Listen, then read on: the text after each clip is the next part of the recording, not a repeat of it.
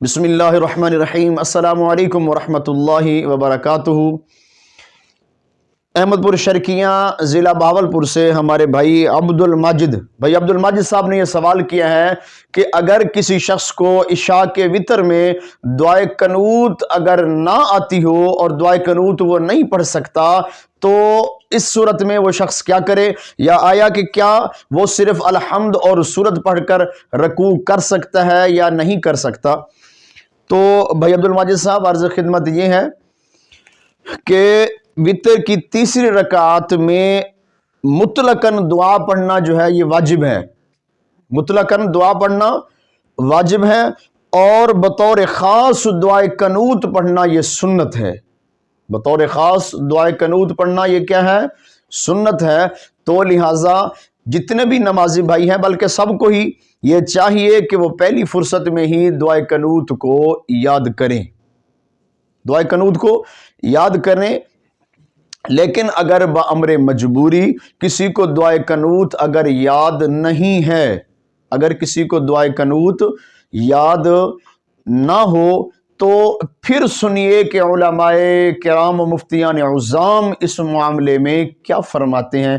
لیکن میں اس سے پہلے دیکھنے والے تمام دوستوں سے یہ گزارش کروں گا کہ اگر آپ نے میرے چینل قرآن تفسیر 092 کو اگر سبسکرائب نہیں کیا تو براہ کرم ہمارے اس چینل کو سبسکرائب کر دیجئے، ویڈیو کو لائک اور بیل کے آئیکن کو پریس کر دیجئے، جزاکم اللہ۔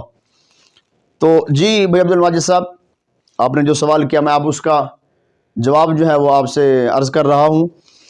علماء کرام نے فرمایا کہ اگر کسی شخص کو دعائے قنوت اگر نہیں آتی، دعائے قنوت اگر اس کو نہیں آتی، یاد کر رہا ہے، ابھی تک یاد نہیں ہوئی اس کو، تو اب بامر مجبوری کوئی مسنون دعا سے مراد فرمایا ربنا آتنا فی الدنیا حسنہ، یہ دوسرے سپارے کے اندر بھی ہے، دوسرے سپارے کے دوسرے پاؤں میں آخری رکوع ہے، ربنا آتنا فی الدنیا حسنہ وفی الآخرۃ حسنہ وقنا عذاب النار۔ تو فرمایا کیا؟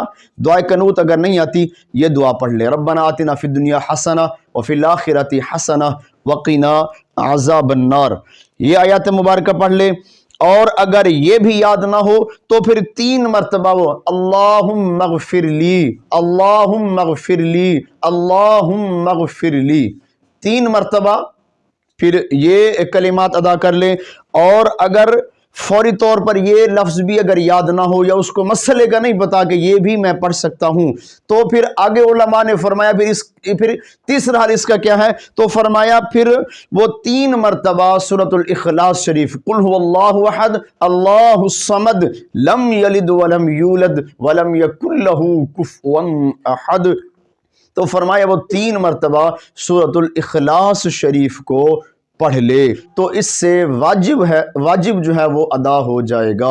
اللہ رب العالمین دین متین کو سمجھنے کی اور دین متین کے احکامات پر عمل کرنے کی توفیق نصیب فرمائے، آمین ثم آمین۔ السلام علیکم ورحمۃ اللہ وبرکاتہ۔